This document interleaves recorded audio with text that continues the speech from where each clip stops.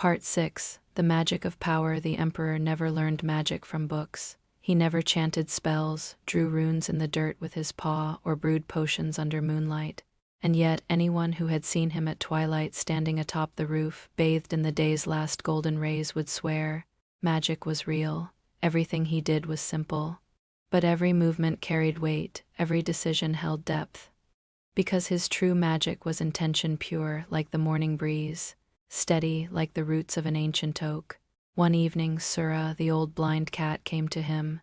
"They all say you're a sorcerer," she whispered as they sat under the moon's silver glow, "that you know more than you ever say." The Emperor smiled, his eyes tracing the soft shadow her wavy fur cast on the ground.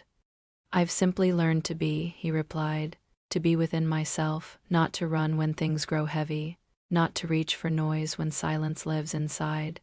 Sura sighed, like an old window creaking open. "That," she said, "is the hardest spell of all." His magic lived in his eyes. When he looked at someone, cat or human, they felt it. They were seen, not judged, not measured, just seen exactly as they were.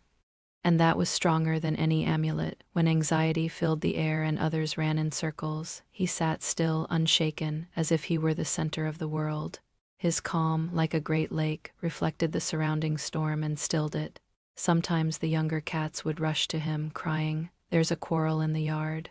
A cat from the south is shouting insults. The rooftop queen won't let anyone sleep." The Emperor did not leap into action. He didn't yell enough. He walked, unhurried, stood in the middle, watched and said nothing. And suddenly everything stopped, because his silence was louder than any shout. He often spoke to the moon, not aloud but in thought. When night spread its deep blue blanket, the Emperor would sit on the roof and gaze at the stars. "What is true strength?" he would ask. The moon never replied, but in the light that fell across his paws there was something like an answer. "Strength," he whispered to himself, "is the ability to remain centered, even when the world is screaming, even when the heart clenches, even when every part of you wants to run. Real magic," he breathed, "is not about changing the world, it's about not letting the world change you."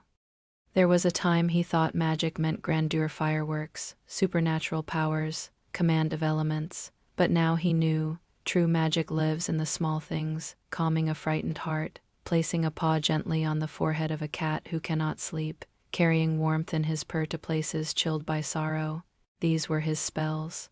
Sometimes the wind brings tales from faraway places, and in them too there is an emperor. But that emperor wears an iron crown, commands an army, carries a sword. The Emperor only smiles. "My sword is silence, my army is kindness, my crown is trust, and this magic is stronger than any fire."